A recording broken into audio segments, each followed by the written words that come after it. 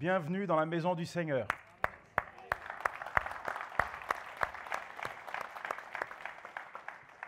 Alors, il fut un temps, quand j'allais à l'église, quand ma femme m'obligeait à aller à l'église. C'est plutôt la bonne définition. D'ailleurs, quand je rentrais le samedi soir et que je la voyais en train de repasser une chemise, il y avait tout un message là-dedans. Je savais que si dimanche, je n'allais pas à l'église, toute la semaine, ça allait être très compliqué. Donc, je m'exécutais. Mais il y a une chose que je ne pouvais pas faire lorsque je me rendais au culte, c'est prendre place devant.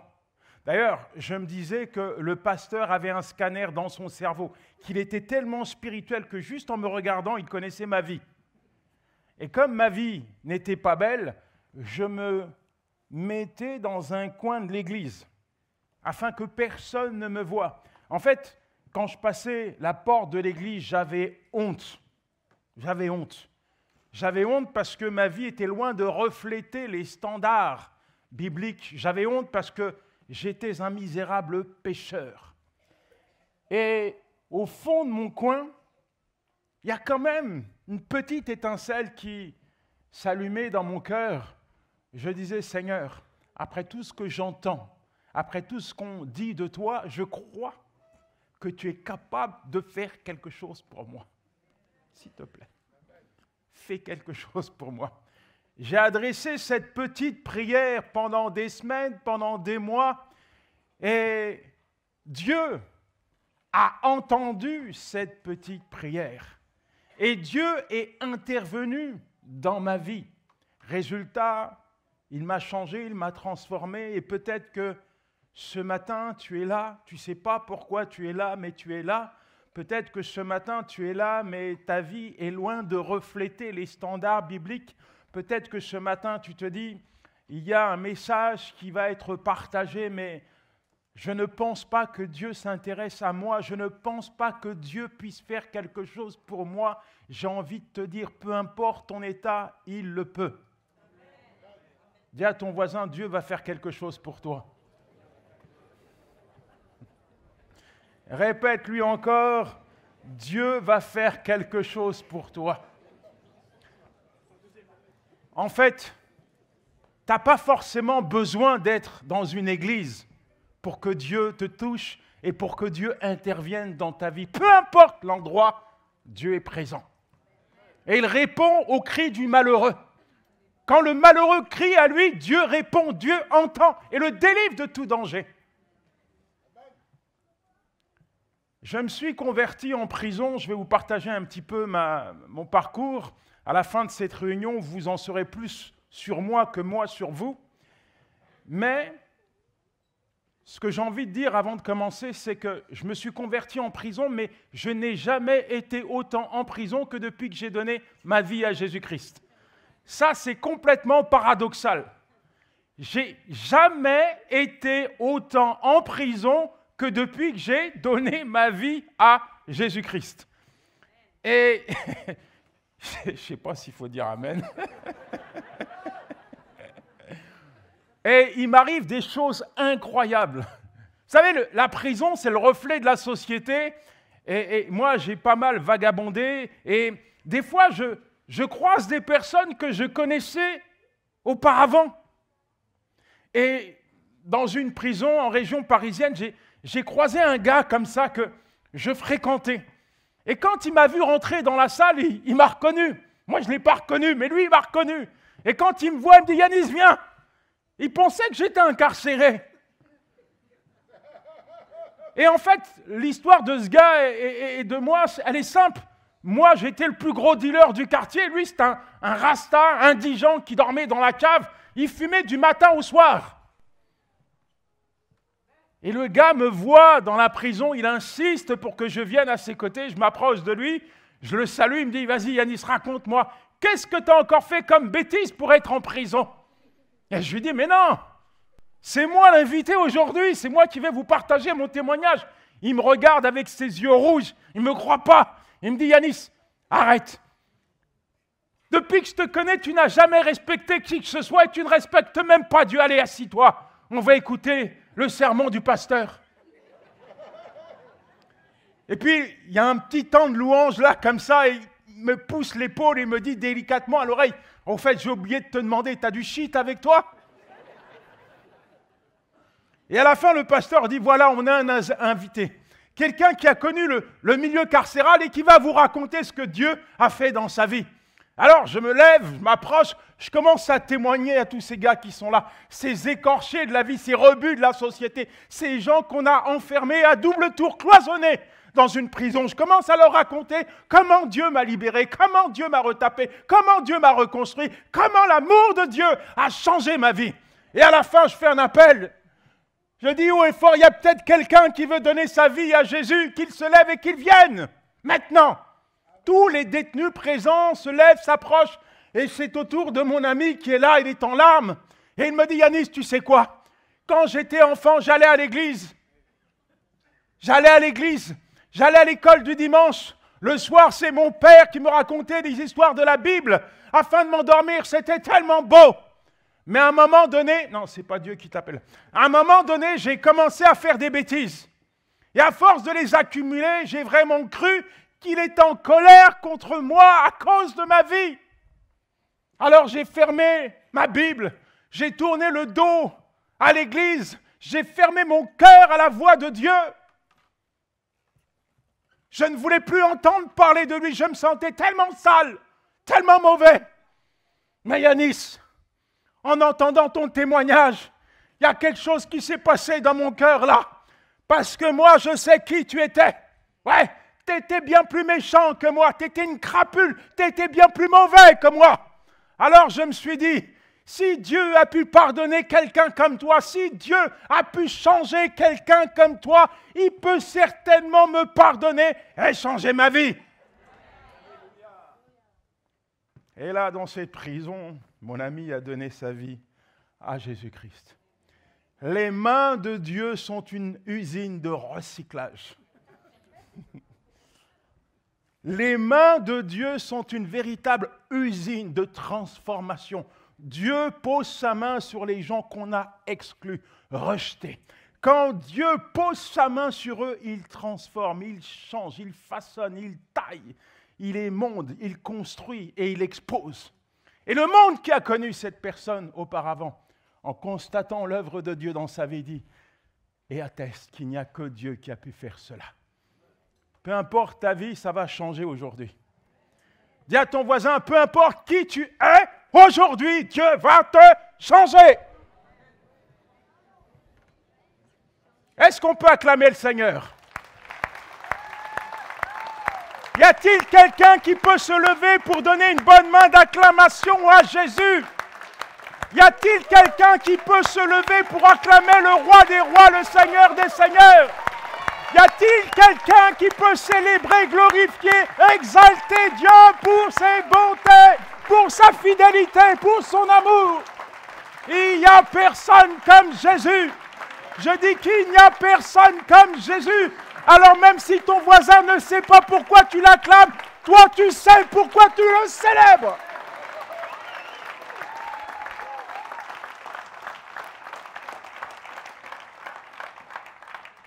Seigneur, nous te remercions pour ces moments, ces instants que nous passons dans ta présence. Ces moments, tu les as voulus, ces moments sont importants pour nous. Saint-Esprit, nous te demandons de prendre le contrôle de cette réunion. Te demandons de venir ratifier, confirmer la parole qui est annoncée. Nous savons que tu es présent. Glorifie le nom du Père parmi nous. Que ce matin, les cœurs soient touchés, les vies soient transformées. Oui, nous nous attendons à une parole de ta part, Père. Nous nous attendons à un toucher de ta part, à un changement de ta part, à une transformation de ta part, à une guérison de ta part, à une délivrance de ta part, à une restauration de ta part. Nous nous attendons à toi, Père. Amen, amen et amen. J'aimerais vous parler rapidement du rejet. Et si vous allez dans les Écritures, Genèse 3, versets 1 à 7, vous allez voir, il y a une transgression, il y a quelque chose qui se passe là, une transgression adamique, et Dieu va entrer en jugement. Le sol va être maudit, le serpent va être maudit. Et il y a quelque chose qu'il faut garder dans son cœur. C'est que Dieu ne va pas maudire l'homme. Si Dieu avait une faiblesse, c'est l'amour. Parce que Dieu ne peut pas s'empêcher d'aimer ses enfants. Adam et Ève vont être exclus, chassés de la présence de Dieu. Et à partir de cet instant, ils vont travailler dur pour vivre, pour survivre.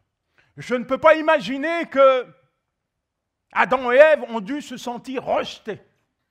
Alors que Dieu les avait placés comme des rois, des administrateurs de tous ces biens, désormais ils sont seuls. Alors que Dieu se révélait à eux, que Dieu était présent dans leur vie, tout à coup ils sont isolés, esseulés.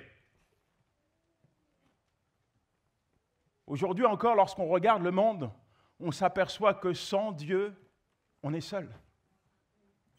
Sans Dieu, c'est la porte ouverte au diable. La réalité, c'est qu'aujourd'hui, lorsqu'on regarde notre société, beaucoup de personnes sont complètement cassées à l'intérieur. Ils ne connaissent pas vraiment leur véritable valeur. Leur vie, parfois, n'a pas de sens, complètement déconstruite. Alors qu'un pasteur était molesté par un gangster, à un moment donné, le pasteur va s'arrêter et va dire au gangster qui était en train de le molester, « Tu peux me faire ce que tu veux, tu peux même me découper en morceaux, mais chaque parcelle de mon corps et de ma chair te dira la même chose, Dieu t'aime. » J'aimerais te dire que le diable te déteste. Aujourd'hui encore, lorsqu'on regarde notre société, on s'aperçoit que la France est l'un des plus grands consommateurs d'antidépresseurs. Les gens sont opprimés, comprimés, déprimés. Les familles sont divisées. 45% des couples divorcent. Il y a un nombre conséquent de personnes qui se suicident. Ça veut dire qu'il y a un mal-être dans l'individu. En réalité, à partir du moment où le péché est entré dans le monde, la mort également est entrée dans le monde. À partir du moment où le péché est entré dans le monde, le diable est devenu le prince de ce monde qui détruit. C'est un lion rugissant qui cherche qui il va dévorer. Jésus-Christ dira à son égard, c'est un menteur. C'est le père du mensonge. Il n'y a aucune vérité en lui. Lorsqu'il ment, il parle de son propre fond. Il est menteur. Tellement de gens pensent qui ne sont rien, qui n'ont pas de valeur. Tellement de gens se détruisent, s'autodétruisent. Tellement de gens ont besoin d'être reconnectés à Dieu. La vérité, c'est que dès la transgression adamique, alors que Dieu exclut Adam et Ève de sa présence, il va positionner une solution, une issue au péché. Il dira à la femme, je vais susciter une postérité. Et cette postérité, Jésus-Christ, écrasera la tête du diable. Combien vivent sous le poids de la culpabilité? Combien sont ligotés, torturés psychologiquement par le diable, qui ne cesse de les accuser, qui ne cesse de leur mentir, de leur faire croire qu'ils sont indignes, impropres à l'amour de Dieu, qu'ils ont été destinés à vivre l'enfer sur la terre, à mordre la poussière. Le diable, c'est un menteur. En réalité, il a toujours une facture à te faire payer pour les choses que tu as faites hier et même pour celles que tu n'as pas faites. C'est un menteur.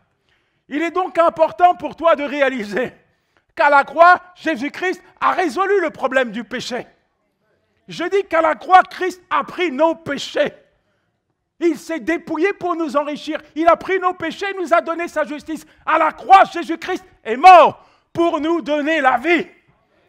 Je dis qu'à la croix, Christ est mort pour te donner la vie. Le sacrifice de Jésus-Christ est à la hauteur de l'amour de Dieu pour toi. Et la Bible dit haut et fort, et il n'y a plus de condamnation pour ceux qui sont en Jésus-Christ. Jésus-Christ a déchiré l'acte que le diable utilisait pour nous condamner. Il l'a déchiré en 1000 morceaux parce que à la croix, Christ était en train de payer le prix pour les péchés de l'humanité.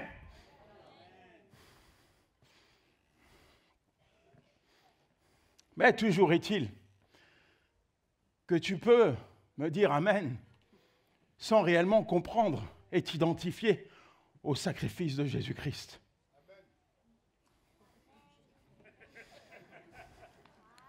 Romains 5, verset 8, « Mais Dieu prouve son amour envers nous, en ce que, lorsque nous étions encore des pécheurs, Christ est mort pour nous. » Christ est bon.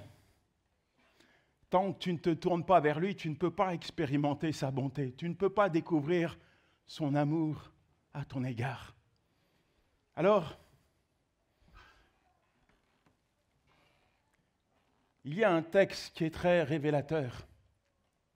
Luc 1, verset 41. C'est Élisabeth qui vient à la rencontre de Marie. Et à cet instant, Élisabeth attend Jean-Baptiste. Marie attend Jésus-Christ. Et Jean-Baptiste va tressaillir de joie dans le ventre de sa maman. Pourquoi? Parce qu'en face de lui, il y avait l'agneau de Dieu. Dis à ton voisin, au fait, dis-lui, au fait, qui est le plus âgé, Jésus ou Jean-Baptiste?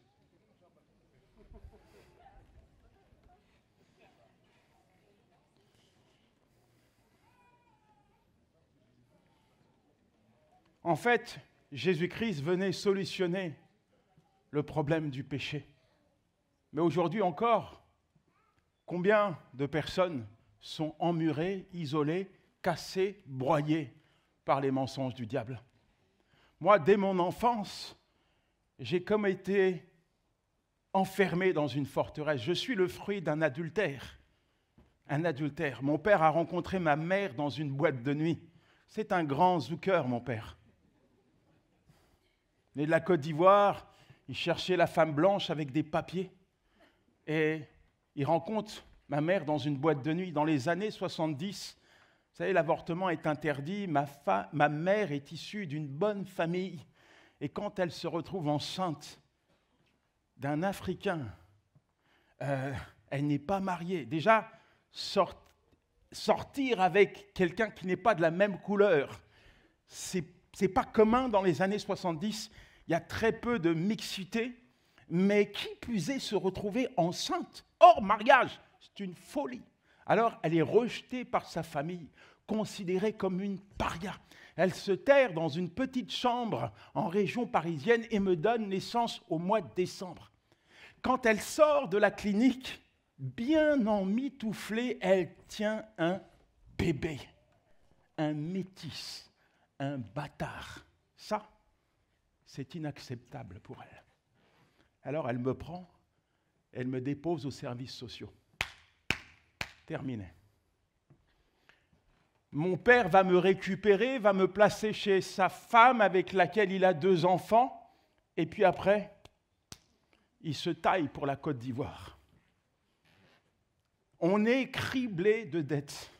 Mon père avait contracté des crédits par l'intermédiaire de sa femme. Mais comme il confondait recettes et bénéfices, à un moment donné, il était tellement endetté qu'il a pris la fuite pour la Côte d'Ivoire. Terminé. Nous sommes relogés aux 4000 à la Courneuve. 4000 pour 4000 logements sociaux. Une véritable prison à ciel ouvert où les gens urinent et jettent leurs ordures par la fenêtre. Ma belle-mère, si elle me garde à ses côtés, c'est juste parce que je représente une manne financière, les allocations familiales. Elle a besoin de ça. Mais la réalité, c'est que elle me déteste. Coup de bâton, coup de ceinture, coup de fil électrique. Chaque jour, j'ai le droit à ma raclée.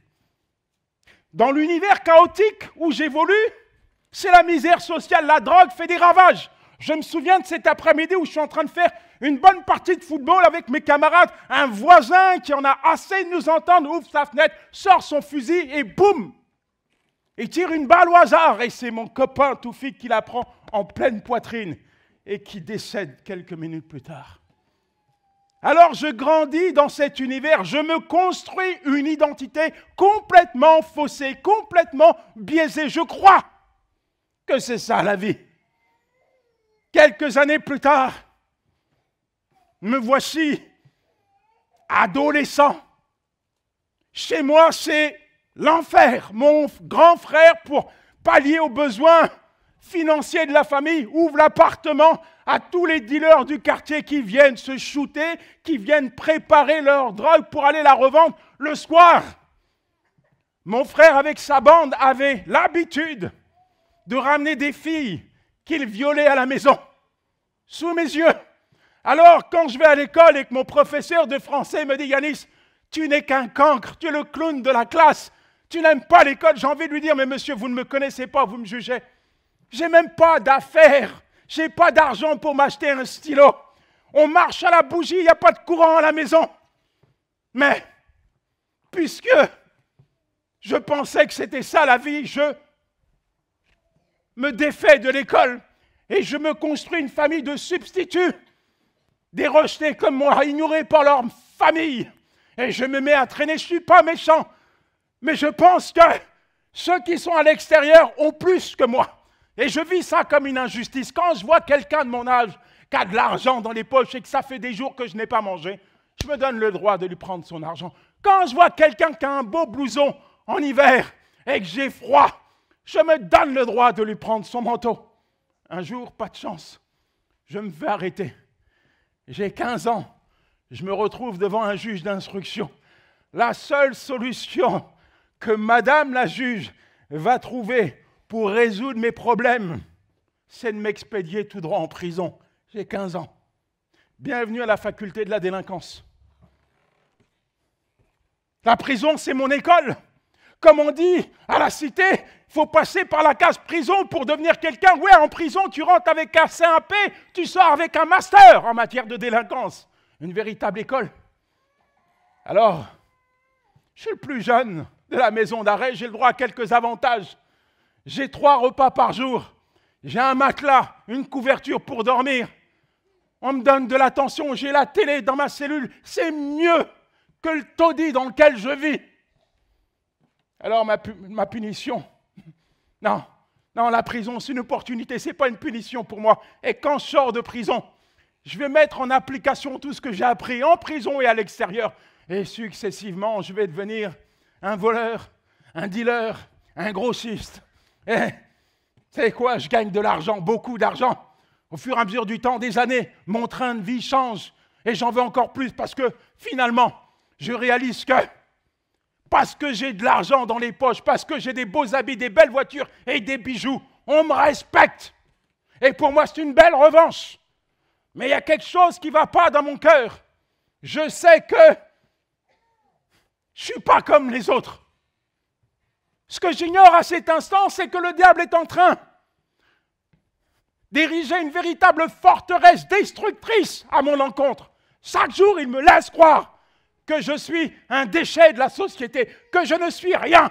Alors je me mets à consommer de la drogue, de l'alcool, à boire à outrance du matin au soir, du soir au matin. Il faut que je sois complètement explosé pour affronter la vie.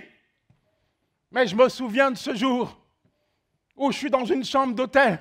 J'ai une pleine vue sur ma vie et j'ai envie d'en finir, d'en terminer. Alors je prends une lame de couteau que je pose sur mon bras. Et toute la matinée, je vais essayer de me sectionner les artères, de mettre fin à mes jours. Je ne vais pas avoir la force d'aller jusqu'au bout, mais je vais finir par me taillader le bras, m'infliger une punition, celle que la vie me représentait à mes yeux. Après quoi, je vais adopter un comportement autodestructeur vis-à-vis de ma propre personne. En fait, la mort est tellement présente autour de moi que j'attends la mort. Je crois que la mort va venir me chercher. Je crois que la mort va venir me prendre.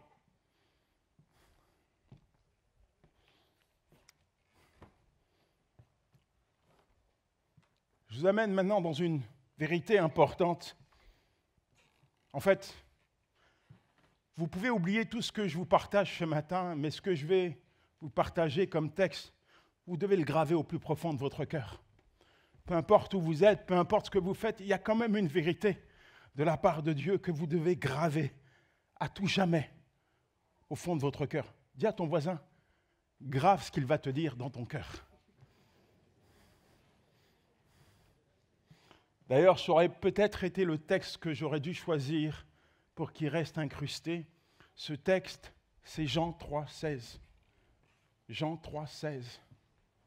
Car Dieu a tant aimé le monde qu'il a donné son Fils unique afin que quiconque croit en lui ne périsse point mais ait la vie éternelle. Ça, il faut le garder dans ton cœur. Dis à ton voisin, écris-le. Écris-le. Écris-le. Dis à ta femme, chérie, on va écrire ça dans le salon, dans la chambre, partout. Il ne faut pas que j'oublie. Il ne faut pas qu'on l'oublie. Parce que ça, c'est une vérité.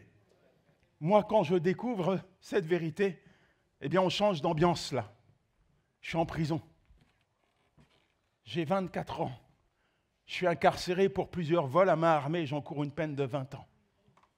Là, il y a une personne qui vient me voir, qui est enceinte, c'est Manu, avec nos 2 enfants en bas âge, et qui me partage cette vérité. Mais ce n'est pas possible. Comment Dieu peut aimer quelqu'un comme moi? Alors qu'elle me dit que Dieu m'aime, ça me met en colère. Je me souviens d'une fois où je la prends par le cou dans le parloir et je lui rappelle mes vérités. Hey, Manu, comment tu oses me dire que Dieu m'aime? Mes parents m'ont abandonné. Toute ma vie, j'ai galéré, j'ai souffert. J'ai fait les poubelles pour manger quand j'étais gamin. Quand ma belle-mère me défonçait la tête à coups de poing et que je dormais dans une cave tout un week-end, le seul être vivant qui était là pour me donner de l'amour, pour essuyer mes larmes, c'est mon chien. Mon chien m'a aimé plus que l'homme. Ne me dis pas à moi que Dieu m'aime, parce que si Dieu m'avait aimé un seul instant, jamais, jamais, il n'aurait permis tout ça. Vous savez, c'était mes vérités, et ces vérités, elles étaient liées à mon environnement, au contexte familial, social dans lequel j'avais évolué. Et je pensais que Dieu était responsable de tout ça. Mais non. Moi, quand je vois ma femme venir au parloir avec mes enfants, quand elle me dit « Yanis, je veux faire ma vie avec toi », Yanis, Dieu est capable de te changer, Dieu est capable de te reconstruire, Dieu a des projets d'avenir pour nous. Je réalise que cette femme, elle m'aime plus que ma propre mère. Même si mon cœur, c'est de l'acier trempé, du béton armé, j'ai quand même envie de l'écouter. Et je me souviens de cet instant où j'ai une Bible dans ma cellule que j'ai demandé à l'aumônier. Et je regarde cette Bible, j'ai envie d'y croire. Mais je regarde également les barreaux qui me retiennent, qui m'enferment, qui me rappellent qui je suis, un matricule, un voleur, un délinquant. J'ai envie de m'approcher de Dieu, j'ai envie de croire à tout ce que Manu me dit, mais je me sens tellement sale, tellement coupable, tellement indigne, tellement impropre à l'amour de Dieu, que je n'ose pas toucher la Bible de peur qu'il me frappe, qu'il me châtie à cause de mes fautes. Je me sens coupable. Mais, parce qu'il y a un mais. Vous savez, la parole de Dieu, ce n'est pas une lettre morte. La parole de Dieu, elle est vivante. Au-delà des mots que je lis, c'est comme si Dieu était en train d'incruster, de graver cette parole, sa parole, dans mon être. C'est comme si l'amour de Dieu était en train d'irradier mon être tout entier. C'est comme si la parole de Dieu prenait vie en moi. C'est comme si Dieu me disait, Yanis, je t'aime. Yanis, peu importe ce que tu as subi, peu importe ce que tu as fait, je t'aime. Ce jour-là, mes amis, j'ai saisi cette vérité. Elle est devenue mienne. Le moteur, l'essence de ma vie. Alors, courtement, vous savez, moi je dis souvent, quand tu fais un pas vers Dieu, il en fait 100 vers toi. Quand tu décides d'obéir à Dieu, tu peux t'attendre à vivre ce que j'appelle le plus de Dieu. Dis avec moi le plus de Dieu. Le plus de Dieu, parce que Dieu fait toujours au-delà de tout ce qu'on espère, de tout ce qu'on imagine, de tout ce qu'on pense, Dieu n'est pas dans tes calculs. Dieu n'est pas dans ta mentalité rationnelle, dans tes limites. Dieu est hors limite. Ce qu'il est capable de faire dans ta vie, même si on te l'avait raconté, tu ne l'aurais pas cru. Merci pour ces quelques amen. C'était normalement dans mes notes. Il y a un amen, le peuple acclame le Seigneur.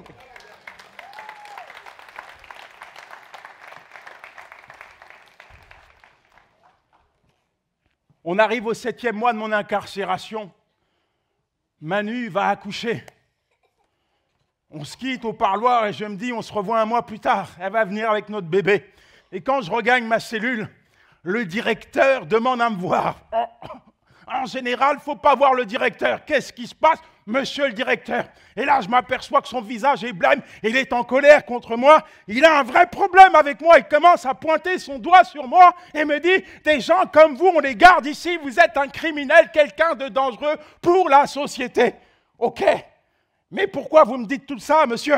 Il me dit, voilà, je ne sais pas ce qui s'est passé, mais subitement, la juge d'instruction a décidé de vous libérer provisoirement. Faites votre pactage et rentrez chez vous. Quand j'entends ça, je lui dis, monsieur, hey, c'est une blague ou quoi? Je suis Yanis Gauthier, matricule 52 964. Je suis là pour 3 vols à main armée. Sur mon ordonnance, valable 3 ans, 1 an, renouvelable 3 fois avant d'être jugé par une cour d'assises. Et vous, au bout de 7 mois, vous me dites que je suis libre? 7 mois, monsieur, c'est ce qu'on fait pour un vol de poulet.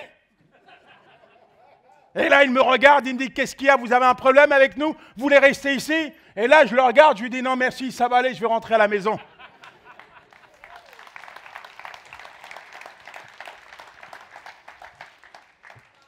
J'arrive à la maison, je sonne.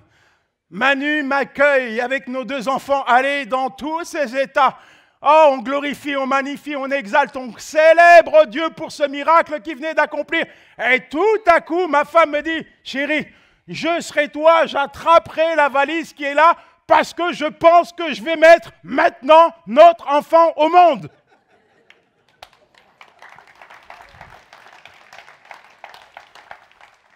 Le même jour, quelques heures plus tard, je coupais le cordon ombilical de mon petit bébé et je pleurais comme un enfant devant Jésus-Christ qui m'avait sorti de prison. Alors Dieu a fait tellement de choses. J'aimerais simplement m'arrêter sur un fait avant de conclure. Dis à ton voisin, t'inquiète pas, c'est bientôt fini. Mais le fait, il est important. J'en ai écrit un livre, Le prix du pardon. Ce qui est beau avec Dieu, c'est quand il pose sa main sur toi, il va tout changer. Dieu achève toujours le travail qu'il a commencé. C'est ce que je disais à l'Assemblée nationale il y a quelque temps. Ils m'ont invité pour discuter un peu de la professionnalisation des aumôniers. Et puis je leur ai dit, bon, premièrement, pour le travail que je fais dans les prisons, vous devriez me payer. Ah bon? Oui, parce que moi, je ne suis pas salarié, je vis par la foi. Mais vous devriez me payer. Ben pourquoi? Je lui dis, parce que c'est simple. Quelqu'un qui donne sa vie à Jésus-Christ ne remettra plus jamais les pieds en prison. Quelqu'un qui accepte Jésus-Christ n'est plus un récidiviste. Il s'insère dans la société, il devient un témoin vivant de la grâce de Dieu. Et en plus, voilà la raison pour laquelle vous devez me payer, c'est qu'il, lui, il va payer ses impôts. Ah, ils ne m'ont pas encore payé. Ça va venir. Le pardon, le prix du pardon. Il y avait quand même quelque chose que, dans ma reconstruction, que Dieu va faire, c'est me conduire sur le chemin du pardon vis-à-vis de mes parents. Vous savez, il y a le temps de Dieu. Quand Dieu me demande de pardonner mes parents, en fait, à 60%, il a déjà retapé ma vie. Je ne suis plus un drogué, je ne sors plus, je ne bois plus, je suis plus violent, je me suis réinséré dans la société. Je suis quelqu'un de normal, je suis un bon chrétien, mais qui a une plaie béante ouverte à cause de ce qu'il a vécu de la part de ses parents. Et Dieu me demande de pardonner. Alors mon père, je ne sais pas pourquoi, J'appelle mon père, il est en Côte d'Ivoire. Papa, voilà, j'aimerais tellement te voir. Tu as des petits-enfants, j'ai une famille. Viens. Mon père prend l'avion, arrive à la maison. On se voit, il voit ses petits-enfants, mais vous savez, pour cette femme qui m'a mis au monde, là, pas la même chose. Quand on parle d'abandon, Dieu ne prend pas l'exemple d'un père, parce qu'il y a tellement de pères qui prennent la tangente. Prends l'exemple d'une mère. Une mère. Parce qu'une mère, finalement, n'abandonne pas son enfant. Le jour où une maman met au monde un enfant, c'est le jour où elle cesse de vivre pour elle-même. C'est ça la vérité. Il y a une maman, c'était une maman. Je peux manger chez toi ce midi?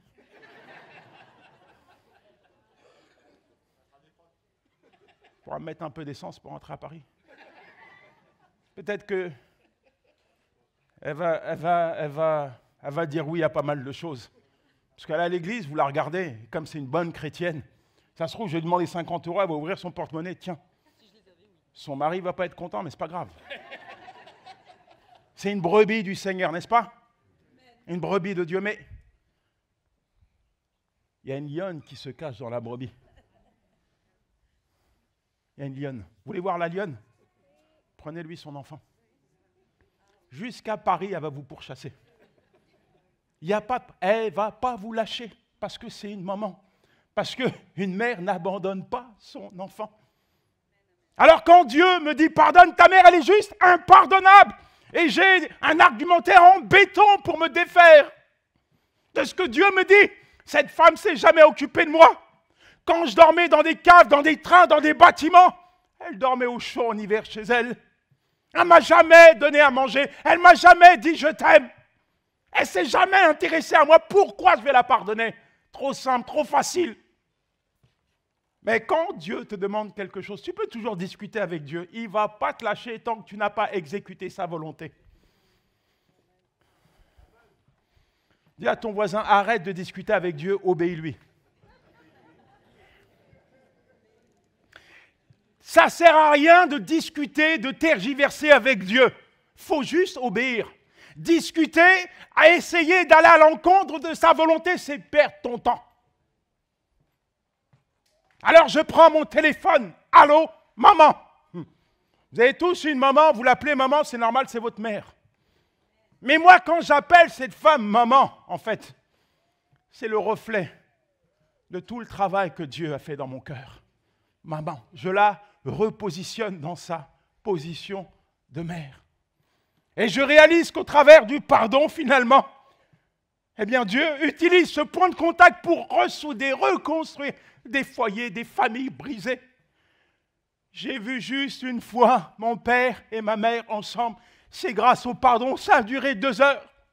Grâce au pardon, j'ai offert une grand-mère à mes enfants. Mais, pour terminer, comme je le disais, quand tu décides d'obéir à Dieu, Dieu prend ta petite obéissance pour accomplir de grandes choses. Tu ne sais pas ce que Dieu est capable de faire quand tu réponds à son appel. Le jour où Moïse s'est laissé convaincre par Dieu pour aller en Égypte, il était loin d'imaginer ce que Dieu allait faire. Il y a tellement de personnes qui ont saisi ce que Dieu leur demandait de faire et qui ont vu des miracles, des transformations, des bouleversements. Le dimanche matin, mon père est en train de dormir, il doit repartir pour la Côte d'Ivoire le lundi. Je le réveille. Papa, pourquoi tu ne nous accompagnes pas à l'église au lieu de dormir? Bien. Il accepte. Nous sommes au culte ensemble. Et puis à la fin, le pasteur dit, voilà, il y a peut-être quelqu'un ici qui veut donner sa vie à Jésus. Il y a peut-être quelqu'un qui veut voir Dieu pardonner ses fautes. Il y a peut-être quelqu'un qui veut laisser le doigt de Dieu écrire une nouvelle histoire dans sa vie. Qu'il se lève et qu'il vienne. Tout le monde regarde par terre. Je ne sais pas pourquoi. Comme si Jésus allait sortir du sol. Mon père ne bouge pas, il reste de marbre. Moi, je regarde ce vieil homme. Sa vie est pathétique. Il est au bord du divorce. Il a tout perdu. Un alcoolique, bringueur, ivre jusqu'au petit matin. C'est l'ombre de lui-même. Je le regarde. Je sais qu'il est à bout de force. C'est plus le même qu'hier. Il n'y a plus d'orgueil. Il n'y a plus rien en fait. Et je lui dis, papa, c'est pas trop tard, papa, pour laisser Dieu pardonner tes fautes. Ce n'est pas trop tard, papa, pour dire oui à Jésus et le voir reconstruire ta vie. Ce n'est pas trop tard. Et j'ai vu cet homme se lever seul, venir seul devant et accepter Jésus-Christ comme Seigneur et Sauveur.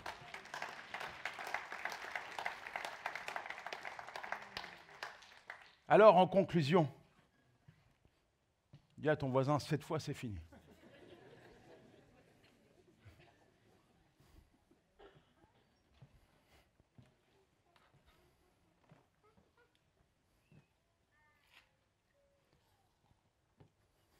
Vous dire que tout a été facile, ça serait vous mentir. Après que mon père ait accepté Jésus-Christ, il s'en est allé pour la patrie céleste. Ensuite, ma belle-mère a été retrouvée morte dans son salon. Ensuite, ma mère a été retrouvée morte dans sa chambre. Et Manu et moi, nous sommes toujours mariés depuis une trentaine d'années. Nous n'avons plus 3, mais 6 enfants. Nous sommes même grands-parents. Et en famille, nous parcourons les prisons, les endroits les plus sales de la terre, les églises également, pour témoigner de ce que Dieu a fait dans notre vie et dire haut et fort qu'avec Dieu, c'est possible de changer. Alors, mon message pour toi ce matin, et on va rappeler l'équipe de louange, c'est quelle que soit ta vie, quel que soit ton état, quel que soit où tu en es finalement, même si tu es arrivé à bout de tes forces, à un tel point que tu as mis un point à ton futur, à ton avenir, j'ai envie de te dire ce matin, de la part de Dieu, enlève le point. Mets une virgule et laisse Dieu faire le reste. Enlève le point, mets une virgule et laisse Dieu s'occuper de toi. Il fera. Il fera au-delà de ce que tu peux imaginer, de ce que tu peux penser. Il a une œuvre qu'il a réservée pour toi. Et il t'aime. Il t'aime tellement. Toi qui peut-être te sens rejeté, qui t'identifies à ce message, toi qui peut-être a été maltraité, abîmé psychologiquement, physiquement, qui a été trahi, déçu par un proche, par un père, par une mère, par un mari, par une épouse, par un enfant.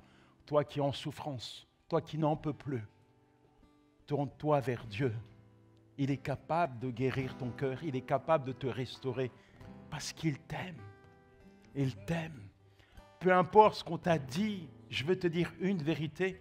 Le jour de ta naissance, ce n'est pas le jour où ta mère t'a enfanté. C'est le jour où Dieu t'a créé dans sa pensée. C'est là que tu as pris vie. C'est là que tu es né. Dieu t'a voulu.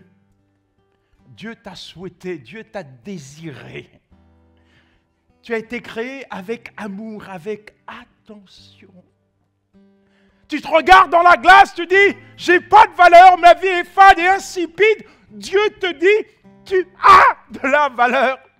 Tu as tellement de valeur à mes yeux. Je t'aime tellement. Laisse-moi relever ta tête. Laisse-moi guérir ton cœur. Laisse-moi te restaurer. Laisse-moi te réparer. Laisse-moi faire. Laisse-moi faire. J'ai des projets pour toi. J'ai un avenir pour toi. Il y a de l'espérance pour demain. J'ai des projets de bonheur et de paix pour toi. Ne reste pas enfermé dans les mensonges qu'on t'a dit. Ne reste pas enfermé, pris en otage par le diable. Ne reste pas enfermé dans cette prison où il te détruit. Tourne-toi vers moi. Renoue avec la paix, avec la joie, avec la liberté, avec la vie. Alors, ce matin, peut-être, tu te sens interpellé. Tu te dis, oui, ça c'est pour moi. Peut-être que ce matin, tu n'as pas donné ta vie à Jésus-Christ. Ou peut-être que ce matin, tu as donné ta vie à Jésus-Christ, mais tu es blessé intérieurement. Moi, je crois que Dieu te connaît, Dieu voit ton état. Alors, rapidement, tu vas te lever juste là où tu es. Et pendant la louange, nous allons prier. Nous allons prier. Et je vais demander à Dieu de poser sa main sur toi. Il est capable de le faire. Comme il l'a fait pour moi, il va le faire pour toi. Présente-toi devant l'Éternel, ton Dieu, devant celui qui t'appelle. N'attends pas que ton voisin se mette debout pour prendre position. Viens chercher ton miracle. Viens chercher ta guérison. Viens chercher ta restauration. Mets-toi debout pendant la louange et nous allons prier. Seigneur, merci pour tes enfants qui prennent position ce matin. Tu parles tantôt d'une manière, tantôt d'une autre. Mais quand tu parles, les cœurs sont saisis, touchés, convaincus. Je vais juste vous demander, s'il vous plaît, venez devant. On ne va pas prendre beaucoup de temps. Venez devant, nous allons prier ensemble. Nous allons louer, nous allons adorer, nous allons prier. Je crois que Dieu ouvre ses écluses sur votre vie ce soir. Je crois que Dieu va vous toucher ce matin. Je crois que l'Esprit de Dieu va venir guérir votre cœur ce matin.